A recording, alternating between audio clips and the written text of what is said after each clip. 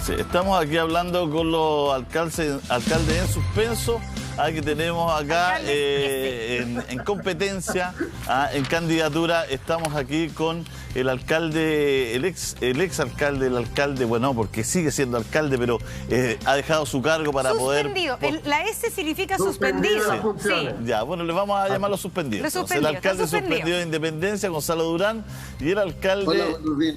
Sí, ¿cómo está, Gonzalo? De la Granja, el alcalde Felipe del Pin. Bueno, la situación se ve a priori, como tenemos un dron sobrevolando, tenemos varios móviles, que la gente ha sido muy respetuosa, la gente que está saliendo toda con sus permisos o impresos o en su celular con sus contratos de trabajo. Es decir, ha sido una mañana, lo que hemos visto, a excepción del pastor, lo que hemos visto, todo lo demás ha sido realmente impecable por parte de la ciudadanía. Y vimos recién un dron sobrevolando Santiago, se veía vacío, Gonzalo. Es una buena noticia, me imagino, sobre todo para ustedes que están hace bastante tiempo. Ya estaba yo mirando las comunas en cuarentena del 25 de marzo del 2020 y estaba en Independencia. Efectivamente, buenos días, Julio César, Montserrat. Buenos días. Primero yo creo que efectivamente la gente ha tomado harta conciencia de que estamos nuevamente en una situación bien crítica, y en ese sentido mi impresión es que lo está tomando con mucha responsabilidad. Lo segundo es que teniendo responsabilidad la gente, me parece que falta mayor responsabilidad del gobierno, en particular respecto de el sentido de oportunidad con el cual concurre algún tipo de ayuda social y económica, especialmente a las familias más vulnerables y de clase media. Justamente con Felipe propusimos hace una semana atrás que, previendo que venía una cuarentena, era urgente para que la gente no salga de sus casas, que se estableciera un IFE sin letra chica, a lo menos que cubra al 90% de la población, para que incluyan los sectores de clase media, y eso hasta ahora sigue siendo bien engorroso y con hartas restricciones. Y lo tercero, que lo hemos dicho todo el tiempo los alcaldes, es que tenemos hoy día la región metropolitana, creo, el 85% de la región con cuarentena total, y nos parece un poco absurdo que no se haya decretado para toda la región, teniendo presente la movilidad que hay al interior de la región, la interdependencia, y en ese sentido quizás debiéramos haber pegado un pequeño apretón más y haber establecido cuarentena para toda la región. Usted, alcalde Felipe del Pin, tiene la misma... Es que, ¿sabe lo que me llama la atención? Claro, que esto del IFE y todo fueron anuncios, pero la cuarentena es hoy día. El tercer retiro se va a revisar de nuevo el miércoles en la Cámara, en el Congreso, y la cuarentena es hoy día. Entonces parece ser que todo, y uno dice de verdad, y tratando de no llevarlo a la crítica política, porque el fondo finalmente que no, pero de verdad, ¿cómo está haciendo la gente hoy día para parar la olla hoy día que está en cuarentena? Bueno, hay harta preocupación. Nosotros hemos estado recorriendo la comuna, conversando con los vecinos, porque estamos suspendidos, ¿no es cierto?, y en campaña también. Ajá. Aprovechando de recorrer la comuna en todos los rincones, y la verdad que hay mucha preocupación de los vecinos. Primero, el virus está en expansión. La Granja tiene un número muy alto de contagios, al igual que la región metropolitana, ¿no? Y sanitariamente la gente tiene temor, a pesar de estar vacunados, pero igual hay preocupación. Y lo otro, que si la pandemia o la cuarentena se extiende muchos días, ¿ya?, esto vamos a tener los mismos problemas sociales que el año 2020. Yo estaba revisando, tratando de entender cómo se van a hacer las ayudas sociales, y parece que la hace alguien con un diagrama de flujo, ¿no? Si usted está en 14 días de cuarentena, le toca esto, pero si no está, entonces está en un día o está en 2 días, le va a tocar esto, pero hay que contarlo 5 semanas hacia atrás. O sea, una situación, algo que nosotros le hemos planteado siempre al gobierno, lo hicimos con Gonzalo, y también estaba Claudia Pizarro, ¿no?, y Nivaldo Mesa. Llegamos, ¿no es cierto?, con Corina, una carta al Ministerio de Hacienda pidiéndole que este IFE fuera universal, que no tuviéramos tanta letra chica, que a ti te corresponde. ¿Sabe por qué, Montserrat? Porque al final, cuando uno le pregunta a la gente le dice, es que yo no he recibido ninguna ayuda social, estoy con la pensión, o tengo mi sueldo, que son 300, o no estoy trabajando, estamos parados y no hemos recibido, y es mucha gente la que eso le comenta a uno. Por lo tanto, el gobierno tiene que ser mucho más ágil, actuar con mayor rapidez, mayor celeridad, de tal forma de que la ayuda sea universal y sin tanta letra chica, porque se necesita ahora. La situación hoy día es compleja, y si la cuarentena en la granja se extiende 20 días, un mes más, va a ser mucho más difícil, como ya lo vivimos el 2020, donde los municipios tuvimos que ir con una serie de ayudas sociales de costo municipal, como vales de gas, cajas de alimentos, muchas ayudas sociales que tuvimos que enviar a nuestros vecinos, porque la verdad que la estaban pasando muy, muy mal. Bueno, hay acá, Felipe, un tema que es muy profundo, ¿no? Que es, ¿no es cierto?, una mirada, en definitiva, de cómo entregar estos beneficios, ¿no? La hiperfocalización, el tema de tratar de no entregarle al que no lo necesita o al que no lo merece, no sé qué tendrá la autoridad en la cabeza, digamos, pero uno entiende también que dentro de su segmento y dentro de su sector y dentro de su realidad, todos tienen necesidades hoy día. O sea, al que le iba más mal, por supuesto, a las personas más vulnerables, por supuesto, y hay que ir en ayuda de las personas más vulnerables de manera constante, permanente y efectiva, no solamente para una pandemia, ¿no es cierto?, para tratar de entregarle herramientas para que pueda salir de su vulnerabilidad, pero también las capas medias, incluso más altas, también los profesionales, ni hablar de los profesionales jóvenes que no tienen cómo pagar el CAE. O sea, estamos hablando de que cada uno en su sector, en su segmento, en su realidad, hoy día tiene un problema, Felipe. Entonces, ahí es donde uno no entiende esta mirada, esta forma de ver la situación. Mira, Julio César, los sectores más vulnerables de la granja requieren una ayuda muy, muy fuerte por parte del Estado y del municipio. Pero cuando uno va a las villas de nivel medio, ¿no es cierto?, de la granja, que son sectores de trabajadores, técnicos, también profesionales, tú te das cuenta que todos han pasado un momento muy malo. Dejaron de recibir sueldos, se les disminuyó el sueldo, dejaron de trabajar en sus negocios y han necesitado el aporte del Estado. Entonces uno dice, mira, un Estado que tiene recursos, porque el año pasado se dejaron 12.000 millones de dólares, hoy día hay 6.000 millones de dólares más, pero está la posibilidad de ampliar esos aportes. ¿Por qué tenemos que siempre estar focalizando y además de una forma tan enredosa, ¿no? Si uno lo lee y derechamente tiene que hacerse un cursito para poder entender cómo vamos a entregarlo a las ayudas, ¿ya? ¿Cómo van a llegarle a los vecinos? Si esto debería ser, no sé, en la cuenta RUT, buscar una forma mucho más rápida, más ágil.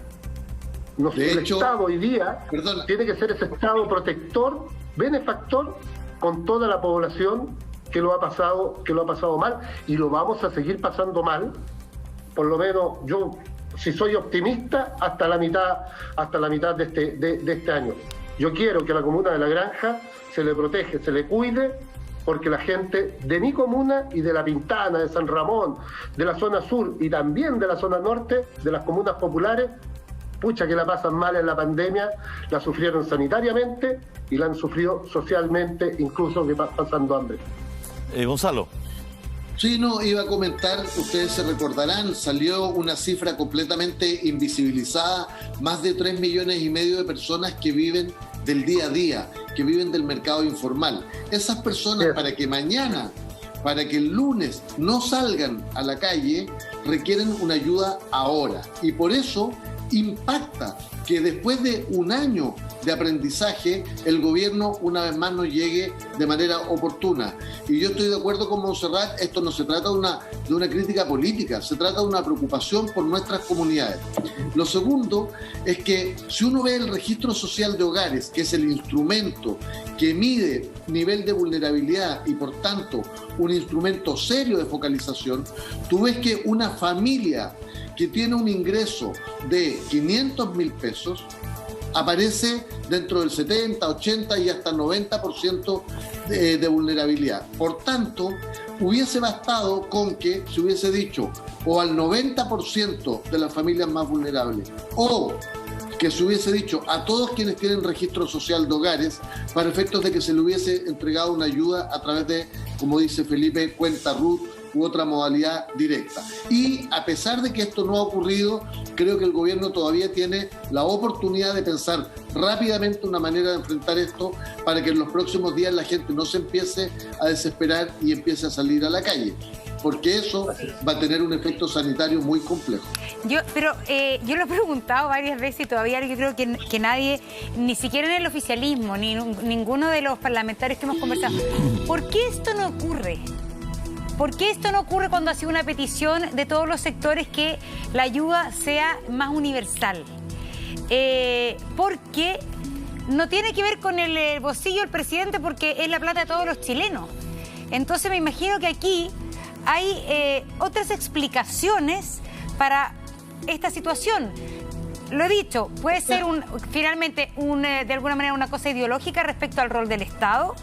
Puede ser una previsión respecto a guardar plata, a no soltar finalmente plata y estar guardando para todo lo que queda del año, a no equivocarse dándole plata a gente que no lo necesita, que es uno de los argumentos que más esgrime el gobierno. Es decir, ¿cómo voy a darle un bono de 500 lucas a la persona que efectivamente no ha dejado de ganar si es que se aplica la universalidad? Porque ese es un tema también que hay que abordar. Es probable que si es universal, obviamente que mucha gente que no lo necesita lo va a recibir y no lo va a devolver. Sí, cuando decimos universal estamos diciendo que sea un mecanismo de entrega directo y a un porcentaje significativo de la población sin una tabla compleja de factores para que se entregue. Por ejemplo, uno podría decir 90% más vulnerable, eso es sectores pobres y clase media. Eso es una regla general, muy sencilla. Pero ¿cómo se mide eso si no el registro social de hogares? Aunque sea un mal instrumento. Pero es que lo que pasa hoy día es que la gente, el mediano, el independiente, que es lo que le pasa a mucha gente, no está en el registro social de hogares. O pone sus datos de lo que fue el año pasado y no cae bajo ningún bono, pero resulta que a partir de diciembre está sin pega y estamos a marzo. Entonces, es cómo se hace de verdad un instrumento, porque una cosa es hacerlo y otra cosa de verdad es cómo hacerlo. Sí, una primera cosa es que tú tienes toda la razón, Montserrat. Mucha gente, porque en Chile tenemos una política de focalización bien restrictiva, mucha gente no sacaba el registro social de hogares. Sin embargo, quiero recordar que el año pasado la cantidad de gente que tramitó su registro social de hogares fue impresionante. O sea, gente que se dio cuenta que era un instrumento que... El dato es 6,6 millones. Ese es el dato. Efectivamente. De manera que ahí tienes un primer parámetro. Tú podrías decir, todos los chilenos que tienen registro social de hogar. Segundo, efectivamente el Estado de Chile tiene información de las personas vía impuestos internos, etcétera, y por tanto se podría universalizar. Insisto, cuando digo universalizar, obviamente que podemos perfectamente excluir, qué sé yo, al 5%, al 10% de más altos ingresos del país. Pero al resto no una tabla ultra compleja para poder acceder. Y lo segundo es que yo creo que efectivamente esto tiene una dimensión ideológica, porque desde el punto de vista de los recursos del Estado, quiero recordar que en los últimos 2 meses el cobre alcanzó el nivel más alto de los últimos 10 años, superó los $4 la libra. Y por tanto hay un remanente de recursos importante, sin perjuicio de lo que hemos dicho todo el año, la capacidad del Estado de endeudarse en mejores condiciones que las familias y por tanto que podría haber generado un mayor volumen de recursos para este momento tan crítico. Y una cosa, alcalde, lo tercero que creo que ocurre es una cierta disociación de la realidad. Fíjate que dijo el gobierno ahora a propósito de que se suspenden las ferias libres, bueno, que se distribuya vía delivery, en circunstancias que ni el 3% de las ferias libres del país tiene sistema de delivery. Entonces es como pensar políticas disociadas de la realidad que vivimos los alcaldes. Así que el problema que hay, alcalde, el problema que tenemos, y que me sumo también porque para no hacer leña del árbol caído, el problema que tenemos como país es que nosotros no provocamos los cambios, no somos capaces de decir, mira, esto va a durar mucho tiempo, organicemos a las ferias en un plan para que tengan delivery de aquí a 8 meses. Pero exacto, eso en marzo del año pasado. Entonces, Chile se para la autoridad y dice que hagan delivery. Y las cosas no son mágicas. Entonces no tenemos planificación, no tenemos plan, no tenemos proyecto. Porque del Estado. Por eso, a eso me refiero, cuando tenemos plan, cuando hay proyecto, estas cosas fluyen. El problema es que no hay así. Yo quería hacer hincapié al alcalde Durán porque algo que a mí sí de verdad me preocupa mucho, que tiene que ver con que no solamente la gente que necesita estar en el registro social de hogares y no solamente la gente que necesita ha perdido su trabajo. Y no solamente la gente que necesita lo ha perdido todo. O sea, aquí hay gente que es comisionista y que ha bajado su comisión, no tiene cómo mostrarle al Estado que su sueldo para él, en su cotidianidad, es su sueldo más su comisión. Y ahí está su deuda. Su deuda con la banca, su deuda con la universidad de su hijo, con el colegio de su hijo, su deuda con, no sé, con lo que haya. Da lo mismo, es un tema personal, porque él, o esta persona, o esta mujer chilena, o esta profesional joven, hizo su vida, se planificó, se organizó en virtud de esto. Hoy día, por lo que está pasando, ella obtiene quizá la mitad de su renta, pero no la puede hacer, no lo puede comprobar. No estamos hablando de alguien que está pasando hambre, no estamos hablando de alguien que tiene una olla común. Por supuesto que hay quien ayuda con ellos primero y todo lo demás, pero también la gente requiere ayuda. Entonces a mí me da vuelta en la cabeza que cuando se le tiene tanta tirria al universal, ¿es por qué? Porque no se cree que gente así necesita dinero o necesita una ayuda. Si estamos hablando de 500 lucas o de 400 lucas, que al final la gente la tiene que ocupar en 3-4 meses. Porque se demora tanto en llegar la ayuda que... De acuerdo. Así es. Julio César, ahí el país tiene estadísticas. Chile se caracteriza por tener un muy buen sistema estadístico, ¿no? Y están también las AFP, están las cotizaciones que paga cada trabajador mes a mes. Y ahí también se ha demostrado que hay disminución en el pago de lo que son las imposiciones de los trabajadores. Eso también puede ser un elemento que se considere. Ahora, aquí claro hay una mirada siempre ideológica, y no solamente de este ministro de Hacienda ni del anterior, sino que generalmente los ministros de Hacienda cuidan la cartera, son muy tacaños, muy celosos y siempre pensando en la macroeconomía. Siempre pensando en que ante el Fondo Monetario Internacional, el Banco Mundial, tenemos que mostrar buenas cifras, que no estamos endeudados.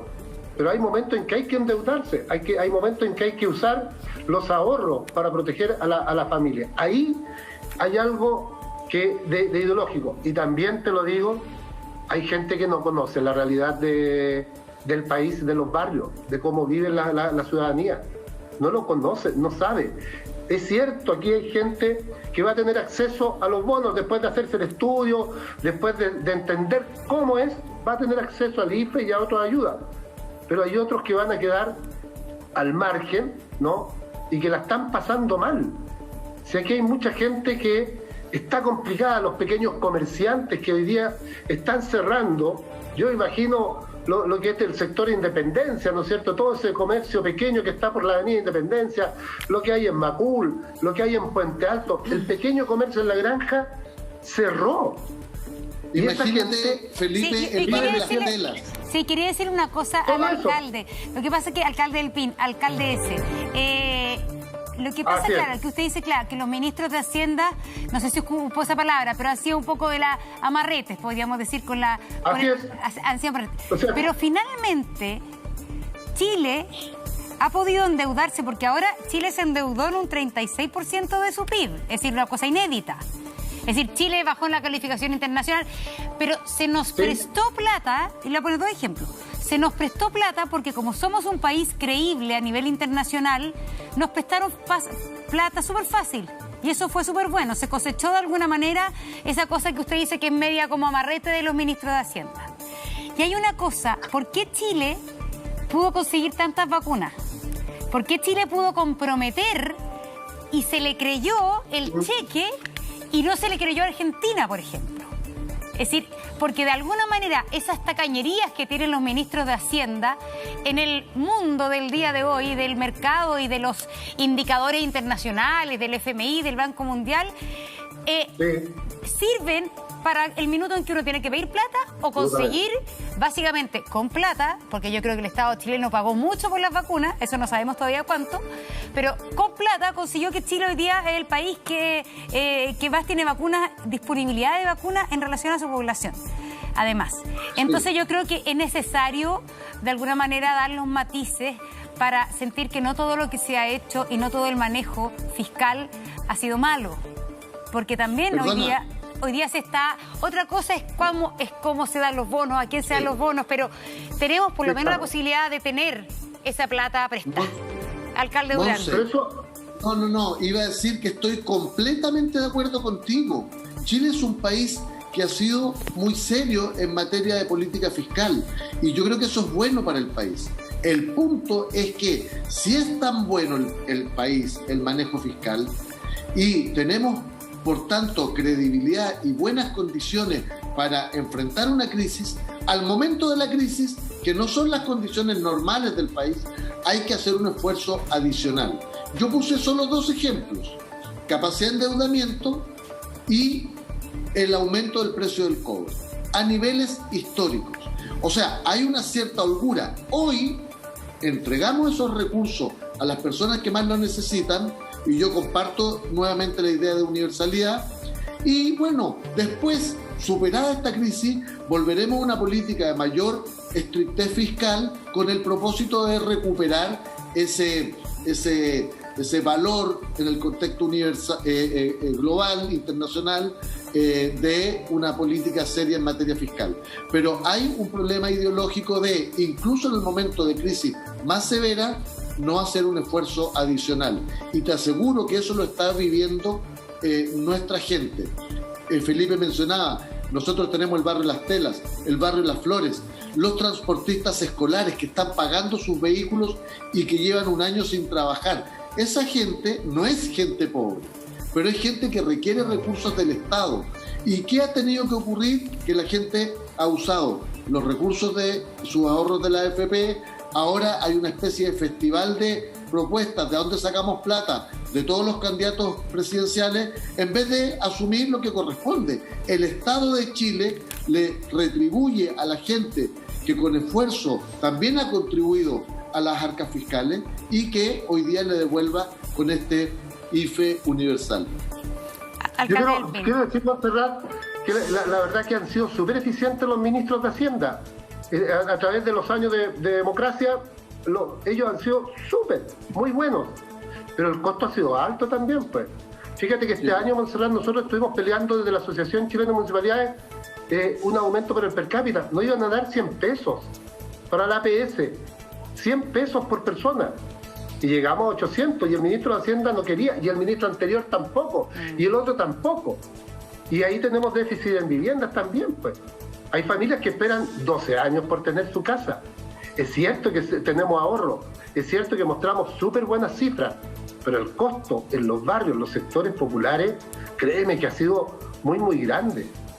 Aquí ahorramos, pero ahorramos, ¿no es cierto?, sacrificando a nuestra gente, a los sectores más complicados. Y esa es la realidad. Y después debemos llegar con más ayuda a los grupos de las capas medias. Los que nunca piden nada, nunca. Pagan su salud, pagan la educación de los hijos, pagan sus casas, pagan los impuestos, pagan los derechos que hay que pagar. Y cuando requieren algo, el Estado les dice, no, porque tenemos que manejar y cuidar la billetera fiscal. Yo creo que los recursos están.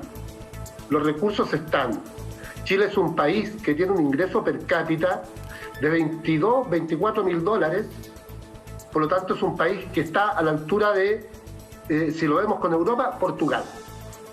Distribuyamos, redistribuyamos, pongamos lo mejor, mayor carga tributaria a las mineras, a las grandes empresas, que paguen ellos también. Hoy día el esfuerzo lo hace el Estado, lo hacen los municipios, ¿no? Y lo hacen los vecinos, principalmente los vecinos. Y la grande empresariado está pasando coladito en esta. ese es otro temazo. Perdón, chiquillos, que estamos un poco atragantados de preocupaciones. Pero mira, es que Felipe dice una cosa bien importante que en el programa de ustedes lo comentó también Germán Codina, ayer lo escuché.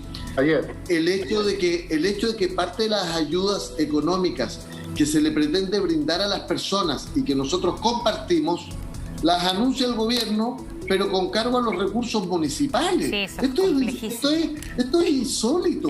¿Sabes que yo he llegado a pensar que esto es como un castigo del gobierno por el hecho de que los alcaldes le hemos representado sus errores, especialmente en materia sanitaria con el ministro Mañalich y en otros varios casos? Porque ¿cómo va a ser posible que el gobierno diga, mire, estamos muy preocupados la gente, entonces le vamos a prorrogar las contribuciones, le vamos a prorrogar los permisos de circulación, le vamos a prorrogar las patentes comerciales? Bueno, pero esos son menos recursos para los municipios, y el 90% de los municipios tenemos recursos apenas para pagar nuestras deudas fijas y atender las necesidades de la población más vulnerable. Entonces, esto al final, los municipios como Las Condes, Vitacura, pueden perfectamente suspender todo esto, no les va a afectar la caja, pero va a significar que el Fondo Común Municipal se va a ver gravemente afectado y nosotros no vamos a tener recursos para cumplir con nuestras obligaciones, incluidas las obligaciones que tenemos con nuestros vecinos. Entonces, de verdad, el gobierno está, perdón que lo diga de esta manera, está perdido, y yo creo que debiera escuchar un poco más y debiera hacer un esfuerzo adicional, especialmente en estos, no sé, 30 días que van a ser de más duros, porque ya con la inmunización de rebaño debiéramos empezar después a salir progresivamente de esta situación. Bueno, Chile tiene el per cápita más alto de Latinoamérica, ¿no? $26.000. Mira, me quedé hasta corto. Entonces, es que esa es la gran mentira.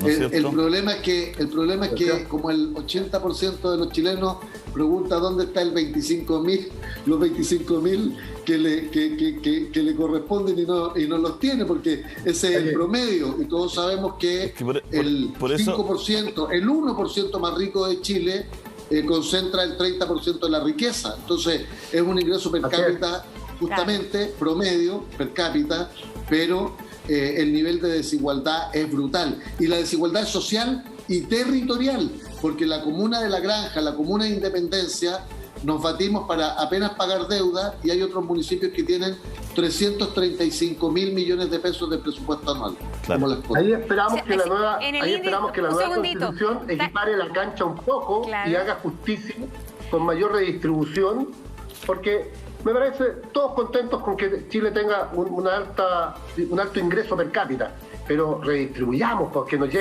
que nos llegue a todos, no por chorreo, sino que por justicia. Por política pública, por justicia. No solo agregar que tenemos, claro, estamos en el tope de la línea número 1 en ingreso per cápita en Latinoamérica, pero también estamos en el tope de la línea número 1 en este índice Gini de desigualdad. Sí, por eso Chile es un país que se mira con lupa. Un país que se mira con lupa porque efectivamente es un país que produce riqueza, pero es un país que esta riqueza, bueno, todos sabemos, ha ido repartiéndose de tal manera que los grupos más ricos son cada vez más ricos, y para ser un país tan chico hay mucha concentración de la riqueza. Siempre cuando se abusa, hasta en pandemia los ricos se hacen más ricos. Siempre cuando hay abuso se produce más fácil la riqueza. Siempre cuando se den más laxa la legislación con los que están produciendo la riqueza, esto, porque en el fondo es quien dice que somos serios, digamos. Los que dicen que somos serios, los que hacen todos estos estudios y ponen estos rankings mundiales, ¿no es cierto? Si somos un país serio, un país solvente y todo, les encanta que Chile tenga la plata de los trabajadores en el mercado financiero. Finalmente, generando riqueza, bueno, da lo mismo. Pero es importante cómo nos administramos nosotros, la estructura que tenemos de base, donde ahí los alcaldes son fundamentales, la estructura de base para una sociedad de bienestar. ¿No es cierto? Porque es distinto cuando tú tienes menos, pero cuando estás en una sociedad de bienestar. Cuando tienes tu vivienda, no tienes que pagar nada, cuando tienes tu buena salud, el policlínico en la esquina que te atiende, cuando no te roba el delincuente de la esquina al propio vecino, cuando hay una sociedad de bienestar, cuando puedes mandar a tu hijo al liceo de ahí mismo todo y es bueno y está bien, cuando hay una sociedad de bienestar tampoco hay que tener tanto. El problema es que como no tenemos esa sociedad de bienestar y tenemos la tremenda asimetría que tenemos, y como le han dicho a la gente durante 30 años, rásquese solo, rásquese con sus propias uñas, y hoy día le dicen, oye, parece que el mundo no es así, hay que ser solidario y vivimos en comunidad, como hay pandemia. La gente ya está acostumbrada y la gente ya tiene una forma de vivir. Y hoy día tiene que tratar de mirar la vida de otra forma, y es muy complejo, porque la gente está acostumbrada a salir a trabajar. La gente está acostumbrada a hacer el pololo, la gente está acostumbrada a ser colero, la gente está acostumbrada a comprar una cosa a 3, venderla a 6. O sea, ya se acostumbra a hacer el berlín, vender la empanada, tener su propio horno. O sea, toda la realidad de ese país que creen que la gente vive con esas 200, 300 lucas es mentira. Porque la gente está permanente, el chileno es un permanente hacedor de caja. Si uno lo ve en su vida cotidiana, uno ve al conserje, es su segunda pega. Porque él ya viene de otra. Uno ve al profesor y dice que el señor del Uber, del Corner Shop. O sea, ese es el país que nos han invitado a construir. Y hoy día te dicen, no, ¿sabéis que no? Que eso no corre. ¿Cuánto ganáis tú por contrato? ¿Y qué contrato? ¿Qué de qué? Entonces, estamos en un zapato chino ahí. Con altos niveles de endeudamiento. Con altos niveles de endeudamiento. Para cada vez que queremos discutir sobre... Un segundito, alcalde Durán y alcalde del Pinaltino. Sí, no, decía que adicionalmente esto es con altos niveles de endeudamiento. O sea, la gente para sostener no digamos una muy buena calidad de vida, sino para abordar su vida cotidiana con las precariedades que muy bien explica Julio César, además con altos niveles de endeudamiento. En materia de educación, recordemos que teníamos un sistema de educación particular subvencionada que implicaba un copago que muchas veces implicaba deuda. La gente vive del retail, de la tarjeta de crédito. Chile es uno de los países que tiene mayor nivel de endeudamiento por persona. Entonces es como un mundo de fantasía, y por eso nosotros los alcaldes quizás en el último tiempo, es verdad, antes no ocurría, hemos jugado un rol más de visibilizar esta realidad cotidiana que vemos todos los días. ¿Para qué hablar en materia de política habitacional? Los niveles de hacinamiento. Quiero recordar que el ministro Mañalich dijo, no sabía que había tanto hacinamiento. Entonces, es como conectarse con el mundo real. Es conectarse, a mí todos los días la gente me dice, alcalde, no tengo un computador, ocupamos un celular para nuestros 3 hijos para conectarse a las clases virtuales. No tengo internet. Estamos discutiendo el 5G, la licitación internacional del 5G, en circunstancias que en nuestros sectores muchas veces la gente no tiene acceso a internet ni siquiera para poder Gonzalo, por eso la ayuda universal en las distintas capas es tan importante, en todas las capas, porque uno ve con mucha pena que la autoridad, la gente que toma las decisiones, porque creo que es de todos los sectores. No creo que es de un solo sector. Los que toman las decisiones, los que están hoy día conversando el país, no conocen el país, no conocen la realidad. Tú hablas con un parlamentario, tú hablas de las rentas vitalicias, y ellos no entienden, no saben que la gente que tiene rentas vitalicias tiene otro trabajo. No lo saben. Entonces su cabeza funciona para otro lado. Creen que el señor que tiene la renta vitalicia, que saca 180, 190, 200, 210, el ya de renta vitalicia bacán saca 240, 260, creen que esos 650.000 chilenos viven de verdad con eso y lo creen fervientemente. Entonces uno entrevista a un parlamentario que está legislando y está preocupado de que la aseguradora puede quebrar. ¿Te das cuenta el nivel de locura, no? Sí. Que la mega aseguradora podría tener problemas de...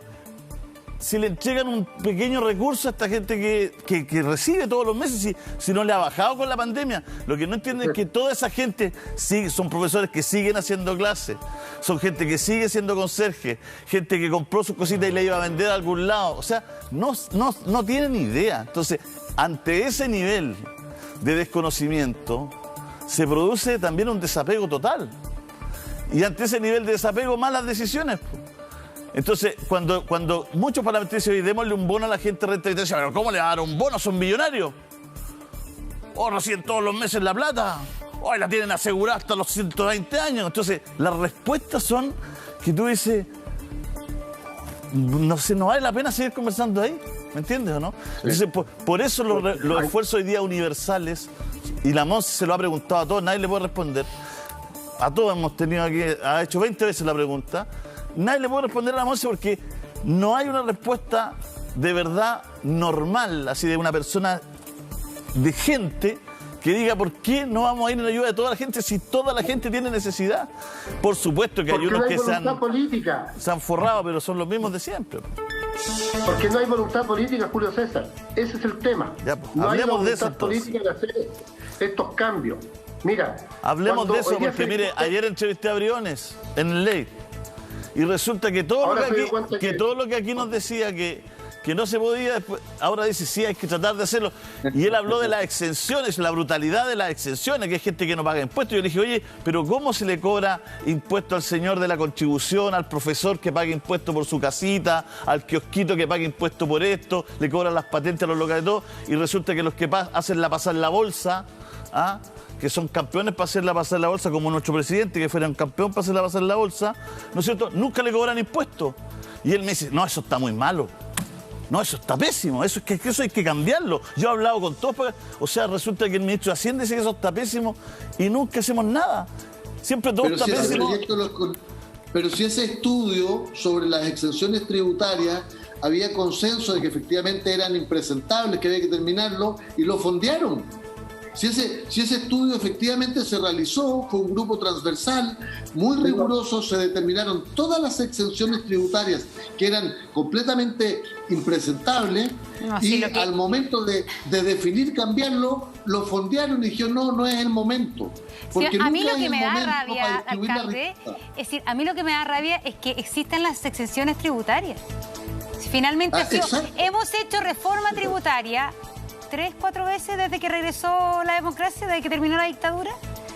Más o menos. Y finalmente esto hoy día es tema porque empezó a transparentarse, porque el Estado, como no hay crecimiento, el Estado empezó a necesitar más plata. Y de repente uno mira y son las cosas que uno sabía que eran como, sí, efectivamente, acá no hay impuesto a la ganancia de capital, acá la exención del diésel, ¿no? Porque los camioneros se pueden parar todo y nos paran el país, la minera también que no paga el impuesto a los combustibles, no sé qué. Pero finalmente, esto es un sistema tan instalado, el de las exenciones tributarias, que a mí me impresiona cómo, y eso de Capitana Paje, desde la concertación, la nueva mayoría y todo, cómo dejamos como país que esto pasara. Y que esto pasara sin ser tema. Porque el tema de las exenciones tributarias ahora está siendo tema. Antes era como, oye, ¿tú sabías que las mineras no pagan el mismo impuesto a los combustibles que paga la persona que está en la calle? Ah, no sabía. El país no sabía de esa cantidad de cosas. Entonces eso es muy duro. Mire, a la semana, yo voy a entregar un dato, Felipe, y le doy la palabra. A la semana de asumir el nuevo ministro de Hacienda, el ministro Cerda, dice, voy a decir, esto salió en la radio Pauta, porque después me echan la boca, pago más que yo soy comunista. Ya, entonces, voy a leer la radio Pauta, que es de la Cámara Chilena de la Construcción, que no es comunista. Ministro de Hacienda pone en pausa el proyecto sobre exenciones tributarias. 2 de febrero del 2020. Rodrigo Cerda dijo que estudia las recomendaciones del grupo de economistas, pero que hoy la urgencia es recuperar la economía y el empleo. O sea que la economía y el empleo no se recupera siendo justo tributariamente. A la semana de asumir, entonces, por un lado el discurso, y por otro lado la acción. Además que es muy loco porque entonces, Felipe, la palabra ya es exenciones tributarias, ya la palabra es excepto. Pero la exención tributaria en Chile, claro, la gente que recibe el sueldo mínimo no paga impuesto a la renta una vez al año, pero paga el IVA todos los días. gane 280 o gane 3,8 millones. Pero a mí me impresiona que el término exenciones tributarias sea para los grandes, para grandes empresas, para grandes ganancias de capital, cuando uno debiera pensar que la exención tributaria es para los que menos tienen. Finalmente, claro, es eso lo que... Por eso el sistema... Nos cargaron un impuesto a los combustibles del 85 adelante. Claro. Entonces, eso es lo que... Pero además que yo creo que como chilenos tenemos que tomar conciencia, tenemos que estar todos dispuestos a que el diésel se le quite el impuesto y el diésel tiene que pagar impuestos de capital y vamos a tener que pagar los impuestos porque finalmente acá hay muchos intereses y la persona que cree que tiene un automóvil, un camión a diésel y va a tener que pagar siempre menos, por eso no. Que la gente, los chilenos están dispuestos a hacer todo tipo de esfuerzo. Uno conversa con la gente a diario y los que tienen más... Siempre estamos dispuestos, Julio César, Monserrat, siempre estamos dispuestos nosotros. El chico, el que vive de un sueldo, siempre estamos dispuestos a hacer el esfuerzo. Pero cuando al gran empresariado se le pide hacer un esfuerzo, inmediatamente dice que ese aumento de la tributación, ¿no es cierto?, de los impuestos, el aumento en el royalty, va a frenar la inversión, va a frenar, ¿no es cierto?, la generación de trabajo y van a caer los ingresos para el país. Siempre lo está diciendo. Yo recuerdo que el año 2004, 2005, cuando se discutió el royalty minero, dijeron, ¿no es cierto?, que si se imponía el royalty, la grande minería, dijo que si imponía el royalty iba a bajar la inversión, que las mineras no iban a invertir y que por lo tanto el país iba a sufrir. Mentira, no pasó nada. No pasó absolutamente nada, siguieron invirtiendo y el Estado algo ganó, porque habían grandes mineras que no pagaban ni un peso en impuestos, ni un peso, porque tributaban sobre la utilidad y declaraban todos los años pérdidas, como la minera, ¿no es cierto?, que de Las Condes que estaba aquí arriba. Entonces, hoy día nuevamente se discute el royalty minero, un aumento. No, pero es que ellos, si se impone, van a dejar de invertir y va a caer los ingresos, ¿no es cierto?, para el Estado, que el litio ya tributa mucho y que va a generar menos ingresos porque no va a haber producción o participación en el mercado internacional. O sea, yo creo que aquí, como país, como ciudadanía, tenemos que ser todos capaces de entrar en un diálogo profundo para hacer este país mucho más justo. Que entiendan las grandes fortunas, incluida la del presidente de la República, que hay que ceder para que aquellos que ganan menos vivan dignamente. Si de eso se trata esto. Si de esto se trata de que, como dice, ¿no es cierto tú, el conserje no tenga dos trabajos, que el jubilado no se vaya a la cola de la feria. Las tenemos llenas de gente que quiere ganarse 1.000 pesos, 2.000 pesos vendiendo... Porque con eso vive al día, pues, Felipe. Si eso es lo que la autoridad, eso es lo que la autoridad no entiende, que cuando una señora de la renta vitalicia o un señor y no tiene casa y saca 200 lucas, ya gastó 150, 170 en el arriendo. Para poder, los otros 20, 30 para comer, ya salió a trabajar de nuevo, salió a vender algo, salió a comprometerse en algo a futuro, a pedir un préstamo, salió de la casa a buscarse la vida. Necesitamos un cambio de mirada de todo. Siempre hay sectores que están defendiendo estos grandes intereses y no pensando en el bien común, en establecer una sociedad más equitativa. Pero siempre tú vas a encontrar sectores que cuando van a tocar a la gran banca, no, es que no podemos. Es que todas estas empresas, ¿no es cierto?, de seguro, no, es que ¿sabes qué? Se va a frenar la inversión. Es que la inmobiliaria, no, porque la verdad que van a subir. Necesitamos ese diálogo y hay empresarios que están dispuestos a sentarse en una mesa social para poder hacer que este país, que lo tiene todo, pueda ofrecerle a cada chileno una calidad de vida mucho más digna. Si eso es lo que se busca, eso es lo que queremos. Sí. Eso, nada más. Pero mire, yo creo que hay un consenso por lo menos en esta mesa respecto a la urgente necesidad. Vuelvo a reiterar, hay un tema que parece ser que es la gran piedra de tope, que es el cómo se implementan estos beneficios. Quiero preguntarle técnicamente, cuando uno dice una renta universal, un ingreso se ha planteado de 500.000 pesos para las familias al mes en asignación directa. Ahí uno empieza a desglosar cómo implementar estas cosas que en el papel suenan de toda justicia. Se le va a dar 500.000 pesos a la persona que vive y que es considerada de clase media. Se le va a dar igual a los 500.000 pesos de la persona que no tiene ningún recurso. Las personas que igual hay alguien que tiene un ingreso en la casa o que tiene casa propia, se le da lo mismo que a la persona que está arrendando. Ese es el tema que muchas veces pasa con la universalidad, que uno siente que quizás aquellos recursos que más urgente lo necesita, que sería mejor darle 700.000 pesos a uno y 300.000 pesos a otro. Es que no le da los 700. Entonces, no, porque también va a implicar, y yo creo que para que la renta universal tenga algún sentido como de darle a cada uno lo que necesita, tiene que ser escalonada en cierta medida. Hay otros países que llegaron y le dieron 500 lucas a todas las familias, vengan de donde vengan. No sé cómo lo ven ustedes. Mira, esa ha sido lo que tú planteas, que es lo que plantea la autoridad, esa ha sido la excusa. Y además para parar miles de leyes. Ya no, pero es que no, pero sí. Yo te lo estoy preguntando. Yo sé qué es lo que han dicho. Pero ¿cómo se hace? Yo no sé cómo se hace. ¿Cómo se hace? Lo que pasa, ¿O cómo lo harías tú, Julio? ¿Le pasarías 500.000 pesos a la familia? A todos, porque el que tiene más paga más impuestos. El que tiene más debe entregar más. Hoy día está jodido igual. Pero paga bien lo paga, lo tiene. Pues se lo preguntaba. Mira, el que tiene más siempre tiene que dar más. Y ante una ayuda, si la ayuda es universal o que se le entreguen a todos, el que tiene más, porque tiene más necesidades, tiene más problemas, de alguna manera va a devolver más, porque tiene más. Porque si es justo el sistema impositivo, va a devolver más. Por ejemplo, no era la educación gratis para todos, porque siempre la excusa de un parlamentario que venía aquí, o varios, pero de un sector, decían, ¿cómo le vamos a pagar la educación al hijo de Luxi?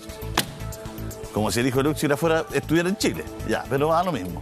Ya, ¿cómo le vamos a pagar la educación a él? Entonces prefiero pagarle a los niños pobres. ¡Oh! Y no le paguemos a los ricos. Oye, si el rico está imponiendo como tiene que imponer y pagando lo que tiene que pagar, también tiene que estudiar gratis, pues. Claro, porque si el rico está pagando, el hijo de ese señor, está pagando millones y millones en impuestos, por supuesto que estudie en la universidad donde él sacó su puntaje para estudiar y el Estado se la paga porque es justo. Y esta es la típica excusa para aportillar la educación, para aportillar la salud. Yo encuentro súper interesante. Yo creo que ese es un tema bien profundo y que creo que tenemos que conversar. A mí me parece que la universalidad es un principio bueno en todo sentido, también en la convivencia nacional. Pero sí. En la medida que lo público se fortalezca. Porque si a la persona que gana... Una familia que entre ella y él juntan 3 millones de pesos y la carga tributaria es altísima, pero resulta que el colegio público es malo o que la salud pública es mala, dice, estoy perdiéndolas todas. Tengo que pagar hartos impuestos y no tengo ningún servicio público. Por eso, en esa estructura que yo estoy de acuerdo, hay que fortalecer finalmente la seguridad social pública en muchos pilares para que funcione. Sí, lo que pasa es que aquí nos estamos haciendo cargo de todos los temas. Yo estoy fascinado porque creo que efectivamente esto es una discusión muy importante. Porque lo que tú dices, Montserrat, es tan cierto que, claro, ¿cuánto se ha discutido de tener un sistema de pensiones que sea un sistema de pensiones digno, justo y que efectivamente suponga un sistema de seguridad social y no un sistema privado de pensiones que termina con pensiones miserables? Entonces, si una persona tiene altísimos ingresos y efectivamente contribuye mucho más desde el punto de vista de la tasa impositiva, pero hay un sistema de seguridad social para todos los chilenos y chilenas, para todo el país, evidentemente eso genera condiciones de equidad.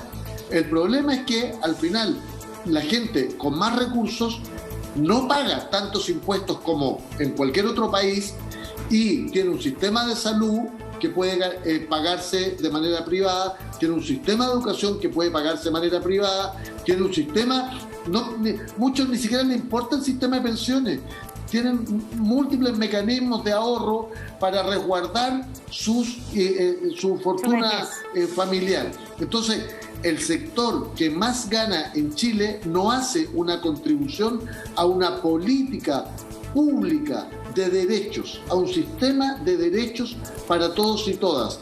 Y por supuesto, cada uno debiera aportar según su nivel de ingreso y por supuesto también recibir. Oye, yo tengo unos amigos que viven en Italia.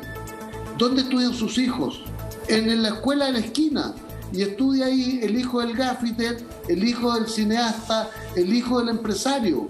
Nosotros vivimos en un país, en una ciudad profundamente segregada. Y tienen un sueldo 13 para ir de vacaciones. Ay, los italianos. Oye, los italianos tienen un sueldo 13 para ir de vacaciones. Bueno. Las vacaciones son con un sueldo. Es que hay les voy a recomendar un documental sobre de Michael Moore. Claro. Es buenísimo, donde muestra esa cosa de Italia que tienen además vacaciones. Y yo voy a decir una cosa.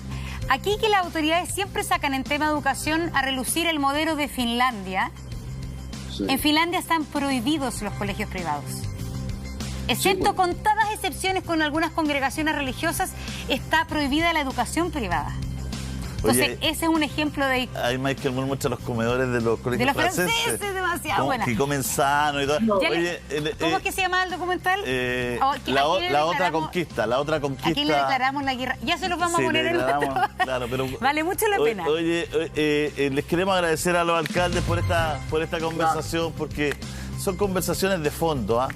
Quizás no hemos ido al grano en algunos aspectos, pero estas conversaciones de fondo también hay que darlas, porque estamos en un proceso, estamos en un momento histórico donde esta conversación tiene que fluir también en otros lados, porque se está escribiendo la nueva Constitución. Yo creo que sin divisiones, sin violencia y todo, tenemos que construir algo mejor para todos, y esa es la idea, no es tan difícil.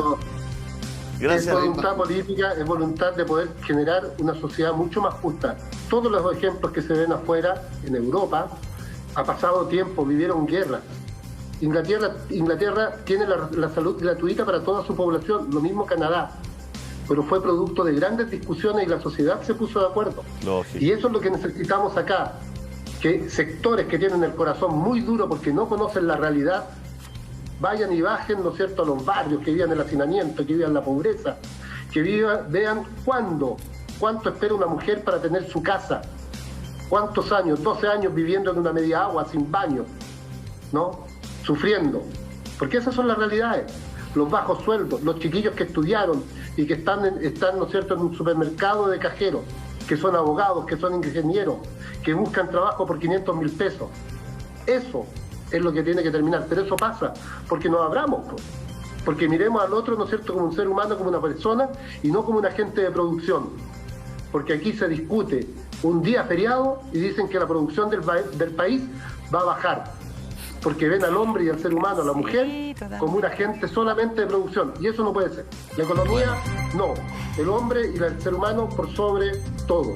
Muchas gracias, Felipe, muchas gracias. Ambos tenemos muy bien, a cuidarse mucho, y el gobierno que se ponga las pilas. IFE universal.